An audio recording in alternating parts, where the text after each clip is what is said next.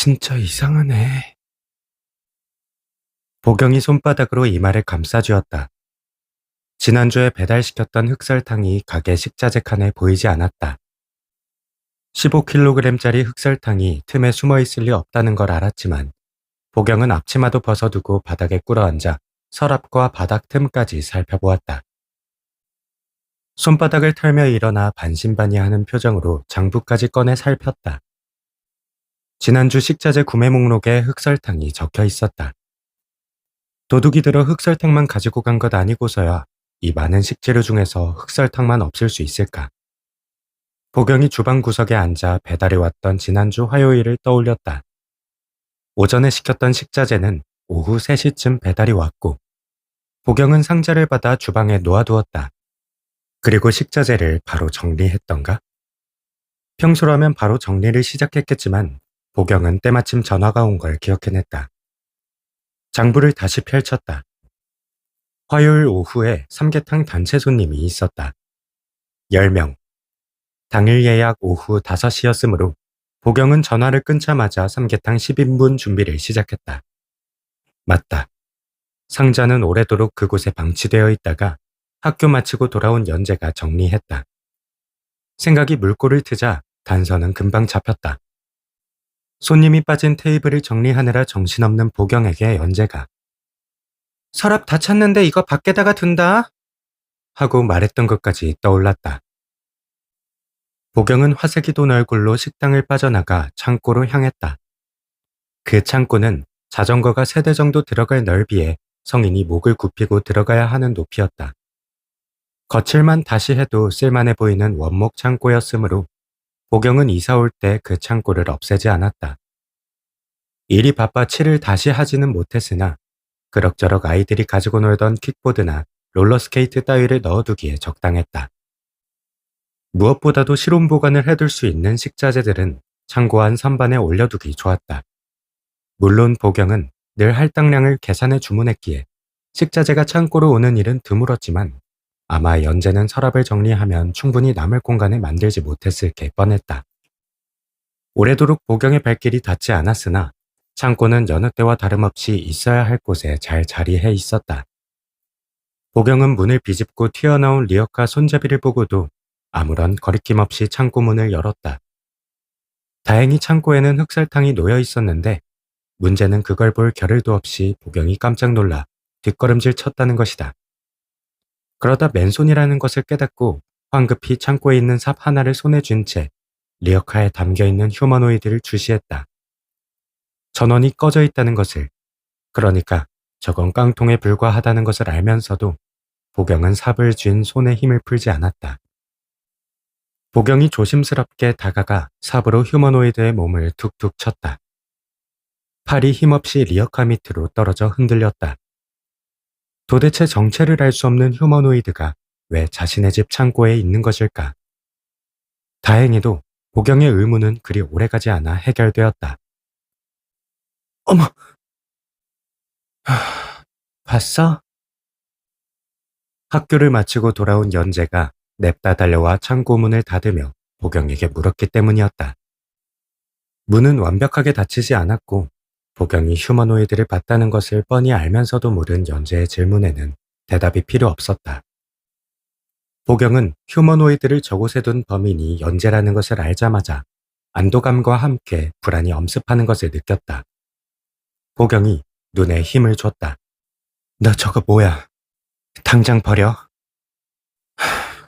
싫어. 싫기는 싫다니까. 우연재, 엄마가 무슨 상관인데. 보경은 사면탈을 직격으로 맞고도 굴하지 않고 보경을 지나쳐 자리를 피하려는 연재를 붙잡았다. 2번 모두 보경의 손을 뿌리치더니 3번까지 뿌리치기는 본인도 미안했는지 이번에는 연재가 보경을 돌아봤다. 짜증이 가득 묻은 얼굴로. 저거 어디서 가져왔어? 뭐 하려고?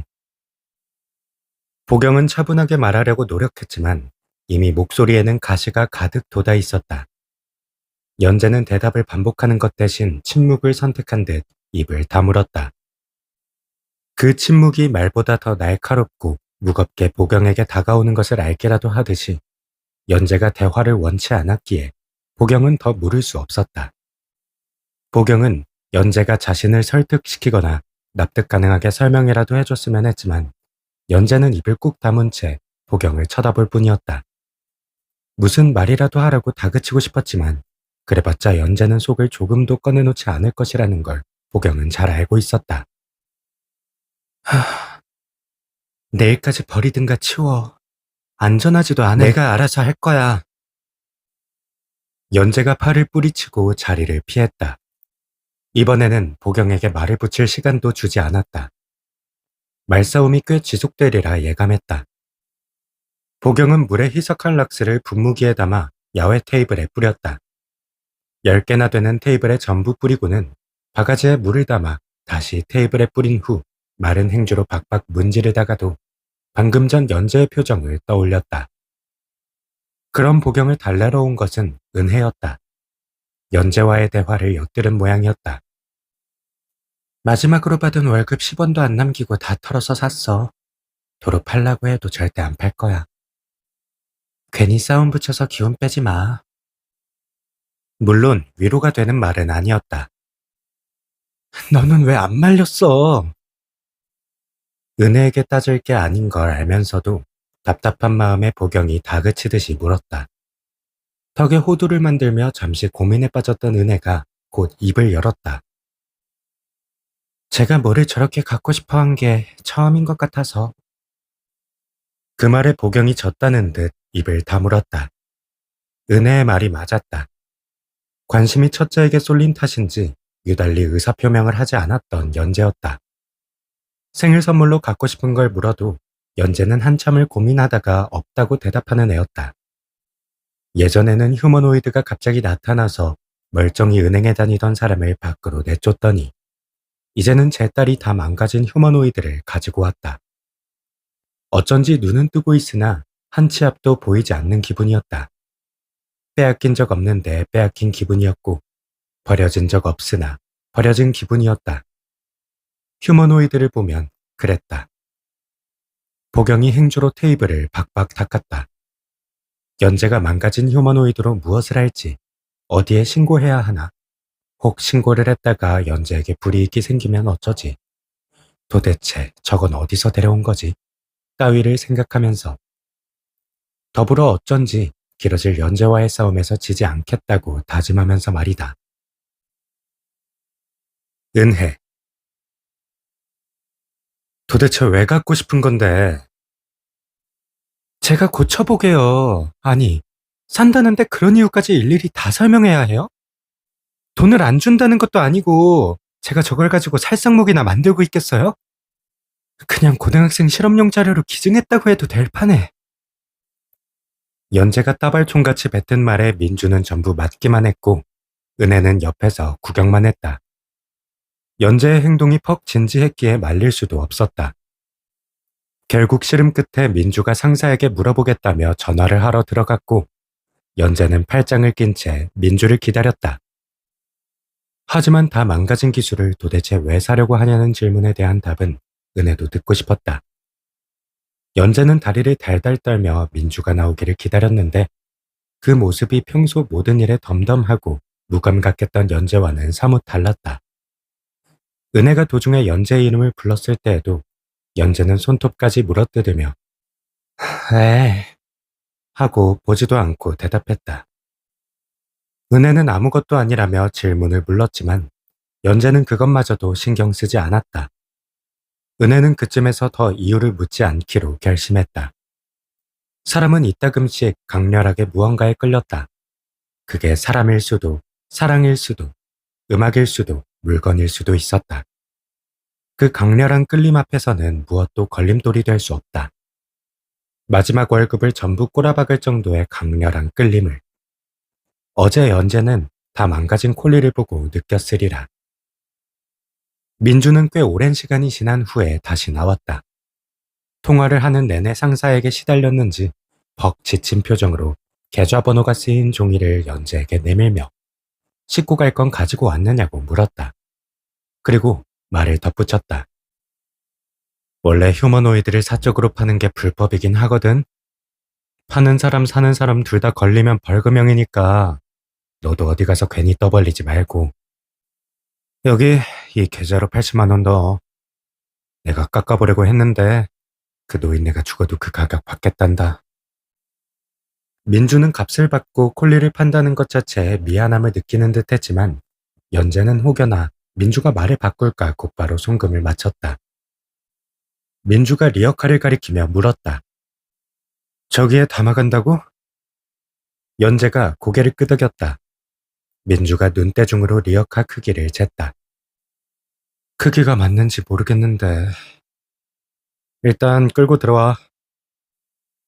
연재가 제 몸만한 리어카를 끌고 안으로 들어갔다. 녹슨 손잡이와 바퀴에서 끽끽거리는 쇳소리가 들렸지만 연재는 연신 웃고 있었다. 은혜가 괜히 주변을 둘러봤다. 밀거래 현장을 지키는 보초 같은 책임감을 느꼈기 때문이었다. 민주의 말처럼 휴머노이드의 사적인 거래가 불법이기는 했으나 우리나라 사람들이 가장 잘하는 게 불법 거래가 아니었던가. 그렇게 중고 거래로 팔린 휴머노이드들은 리폼되거나 자동차, 오토바이의 장식으로 쓰였다. 단속은 했지만 실제로 불법 거래 판매자나 구매자를 처벌한 경우는 몇 되지 않았다. 시중에 유통되는 휴머노이드의 수는 날이 갈수록 증가했고 그렇게 만연해지고 당연해지면 모두가 어쩔 수 없는 일이라고 치부했다. 때때로 어떤 일들은 만연해질수록 법이 강화되는 것이 아니라 사회가 그 일에서 손을 놓아버리고는 했다. 은혜는 그런 것들을 꽤 많이 목격했다. 휠체어 보행 환경이 불편한 지점들이 너무 많은 탓에 결국 모든 것을 손 놓아버린 것처럼 말이다. 연재는 잠시 후 리어카에 전원이 꺼진 콜리를 싣고 채굴에 성공한 광부처럼 승리의 웃음을 가득 띤 얼굴로 등장했다. 연재가 그렇게 행복해하는 모습은 처음인 것 같았다. 물론 은혜가 모르는 연재의 행복한 순간은 훨씬 많았을 것이다. 은혜는 은혜라서 연재가 행복한 순간을 모르는 건 당연했다. 연재가 알려주지 않으면 은혜는 알 수 없었으므로. 너 그거 엄마한테 뭐라고 말할 거야? 은혜가 연재의 뒤를 바짝 따라잡으며 물었다. 리어카가 뻑뻑하기는 했으나 콜리 자체의 무게는 많이 나가지 않아 연재의 발걸음은 꽤 가벼워 보였다. 가면서 생각해보려고. 연재가 고민도 없이 대답했다. 은혜가 말을 보러 경마장에 오기 시작한 건 4년 전부터였다. 주말이면 경마장의 손님들로 포화 상태가 되는 동네였기 때문에 은혜는 그럴 때마다 밖에 나가지 않고 방에서 서커스장처럼 빛나는 경마장의 모습을 지켜봤다. 그곳에 가보고 싶다고 생각한 적은 많았다. 하지만 보경은 주말이면 가게가 만석이라 바빴고 연재는 주말이라는 이유로 종일 집을 비울 때가 많았다. 혼자 그곳에 가기는 힘들었다. 누구도 은혜에게 가지 말라고 한 적은 없었지만 그 무엇도 은혜를 호락호락하게 그곳에 보내주지 않았다. 휠체어를 끌고 경마장에 다녀오는 일이 얼마만큼의 긴 모험이 될지, 어떤 위험을 만나게 될지, 어떤 수모를 감당해야 할지 알 수 없었으므로 은혜는 길을 나서기 전에 마음을 다잡는 시간이 필요했다. 은혜에게 집 밖 세상은 맵이 어떻게 바뀔지 모르는 서바이벌 게임이었다. 주된 공격은 시선이었고 들어가지 못하는 가게들이 배경으로 지나갔으며 가방에는 HP 회복을 위한 식량과 물이 구비되어 있었다. 전동 휠체어는 성능에 비해 값이 비쌌고 결과적으로 바퀴가 가진 한계점을 돌파하지 못했다. 더욱이 보경은 전동 휠체어가 가야 하는 길이 인도가 아닌 도로라는 걸 마음에 들어 하지 않았다. 아직까지도 휠체어 전용 도로를 따로 만들지 않고 있다는 것에 만들었다는 곳들이 죄다 도로에 선 하나 그어놓은 수준에 그쳤다는 것에 보경은 늘 분개했다. 은혜는 자연히 기계다리를 갖게 될 줄 알았다. 몸의 반이 기계가 되다니 한때는 사이보그 같아 멋있게 느껴지기도 했다. 하지만 은혜가 16이 되기 한참 전인 8살에 아빠가 세상을 떠났고 보경은 무너져가던 가게를 사 삶의 주름을 펴기 바빴다. 그 다음 해 생일에는 초코 케이크가 생일상에 올라왔고 보경은 예쁜 겨울 니트를 선물로 주었다. 환하게 웃어 보이지 못하는 은혜에게 무엇이 더 갖고 싶으냐고 물어왔지만 은혜는 망설이다가 케이크 한 판이 더 먹고 싶다고 말했다. 은혜는 누가 말해주지 않아도 알았다. 자신은 조금 더 이 위험천만한 모험을 이겨내야 한다는 사실을. 세상이 조금만 더 자신을 남들처럼만 대해준다면 은혜는 사이보그 따위 되지 않아도 된다고 생각했다. 몇 천만 원의 로또는 기계다리 부착 수술보다 더 필요했던 건 인도에 오를 수 있는 완만한 경사로와 가게로 들어갈 수 있는 리프트, 횡단보도의 여유로운 보행자 신호, 버스와 지하철을 누구의 도움 없이도 탈 수 있는 안전함이었다. 휠체어를 끌어주는 휴머노이드나 사이보그 다리가 아니라. 하지만 그렇게 되려면 지구가 너무 많이 바뀌어야 했다. 다수의 입장에서는 한 사람에게 모든 것을 전가하면 그만인 일이었으니까.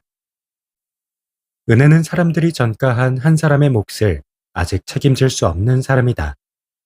한 사람이 아니라 반쪽짜리 사람이랄까? 보호자를 동반하지 않고서는 혼자 다니기 위험한 영유아처럼 은혜에게도 반쪽의 몫을 보충해줄 보호자가 늘 필요했다. 하지만 이마저도 은혜의 판단이 아닌 은혜를 지켜보는 타인의 판단이었다. 그렇지만 4년 전 어느 날, 늘 집에서 지켜보기만 하던 은혜는 문득 휠체어를 끌고 밖으로 나갔다.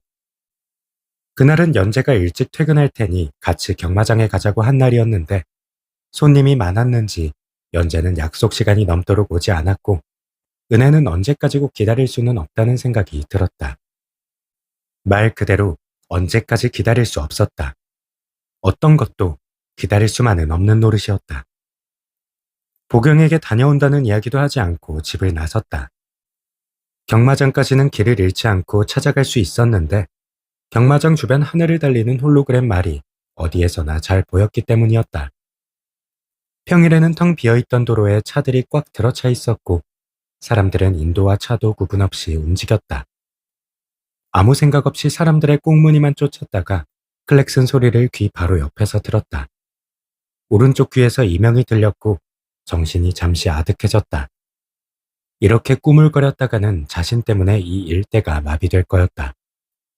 은혜는 헐레벌떡 인도로 빠졌다. 경사로에 돌에 바퀴가 걸렸지만 마음이 급해 힘으로 밀어붙여 올랐다. 팔에 네온 팔찌를 끼고 머리에 머리띠를 쓴 사람들이 빠른 속도로 은혜를 지나쳤다. 그들의 속도가 자동차와 비슷하게 느껴졌다. 빽빽하게 줄지어 걸어가는 사람들의 뒷모습을 바라보다 은혜는 울렁증을 느꼈고 집으로 돌아가야겠다고 생각해 방향을 돌렸다.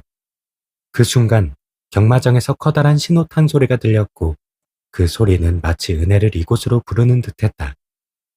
다 왔잖아. 조금만 더 힘내. 결국 다시 방향을 돌려 경마장으로 향했다. 반드시 그곳에 가리라는 마음을 먹자 몸에 힘이 생겼다. 낮은 언덕도 누구의 도움 없이 혼자 올랐다. 표를 끊고 정문으로 들어갈 수는 없었다. 보호자를 동반하지 않은 청소년은 혼자서 입장이 불가능했기 때문이었다. 은혜는 포기하지 않고 그 큰 공원을 돌았다. 완벽한 차단이란 존재하지 않으리라. 분명 어느 틈으로는 그 화려한 경기를 볼 수 있을 거라 믿었고 그 믿음은 오래 걸리지 않아 현실이 됐다. 거리가 꽤 멀었지만 은혜는 이팝나무 사이로 반짝이는 경기장 내부를 볼 수 있었다. 잔디가 깔린 주로를 내달리는 출전마들이 보였다. 아주 잠깐이었지만 색이 다른 복면을 쓰고 눈가리개를 찬 말들이 오롯이 앞만 보고 힘차게 내달리는 모습을 봤다. 그때 말을 몰고 가는 기수가 휴머노이드라는 사실은 은혜에게 중요하지 않았다. 오로지 말만 보였을 뿐이다. 말의 매력에 사로잡힌 날이었다. 1초가 100프레임처럼 펼쳐졌다. 말이 달릴 때 요동치던 갈기와 꿈틀거리던 근육, 바람에 흩날리던 이팝나무의 백색 꽃잎, 말을 향해 내던지던 사람들의 함성, 그 모든 것이 인상파의 그림처럼 강렬하게 자리 잡았다. 은혜는 그날 이후로 눈만 감으면 주로 위에 말을 꿈꿨다. 보경에게 콜리를 들킨 다음 날, 연재는 숨길 것 없다는 듯이 콜리를 업고 집 안으로 걸어 들어갔다. 연재를 따라가고 싶었지만 연재의 발걸음은 1층의 방이 아닌 2층 창고를 향했다. 계단을 오르는 연재의 뒷모습을 바라보다가 은혜가 밖으로 향했다. 마감을 마친 보경은 테이블 의자에 앉아 퉁퉁 부은 발을 바람에 말리고 있었다. 연재를 보았지만 애써 보지 않은 척하려는 필사의 노력이었다. 휴머노이드를 절대 집에 두지 못하게 할 것처럼 화를 냈던 보경은 월급을 털어 사왔다는 은혜의 말에, 무엇보다도 이토록 무언가를 가지고 싶어하는 연재는 처음이라는 말에 한풀 꺾고 연재를 지켜보기 시작했다. 탐색전이다. 상대를 이기기 위해 관찰하는 시간.